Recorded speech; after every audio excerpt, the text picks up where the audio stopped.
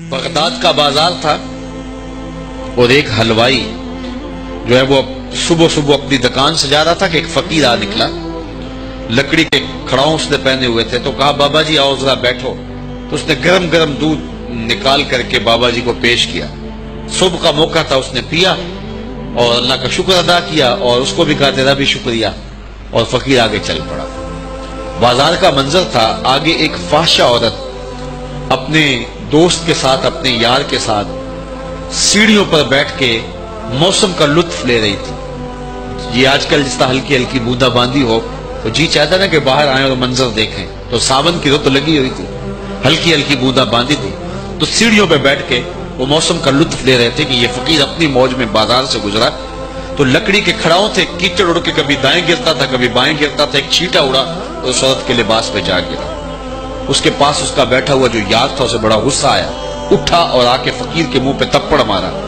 فقیر بنے پھرتے ہو، چلنے کی تمیز بھی نہیں ہے، قیمتی لباس ضائع کر دیا۔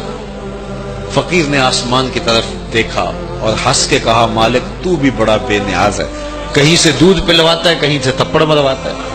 کہا مالک تیری بھی عجیب شان ہے، کہیں سے دودھ پلواتا ہے کہیں سے تپڑ مرواتا ہے۔ یہ کہہ کے فقیر آگے چل پڑا۔ وہ عورت چھت پہ جانے لگی تو پاؤں پھسلا سیڑھی سے تو سر کے بل گری، چوٹ کوئی ایسی آئی کہ موقع پہ فوت ہو گئی۔ شور مچ گیا کہ فقیر نے کوئی بد دعا دی تھی آسمان سے منہ کر کے، تو یہ قیمتی جان چلی گئی۔ فقیر ابھی بازار کے دوسرے کونے تک نہیں پہنچنے پائے تھے کہ پکڑ لیے گئے۔ لوگوں نے کہا فقیر بنے پھرتے ہو، حوصلہ بھی نہیں رکھتے ہو، کیا ہوا میاں؟ کہا تم نے بد دعا دی اور عورت کی جان گئی۔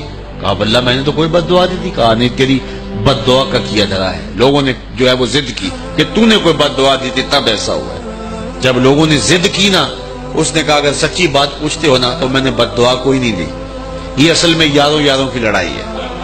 کہا وہ کیا؟ کہا جب میں گزر رہا تھا تو میرے پاؤں سے چینٹا اڑا، اس عورت کے لباس پہ پڑا تو اس کے یار کو غصہ آیا، اس نے مجھے مارا، پھر میرے یار کو بھی غصہ آ گیا۔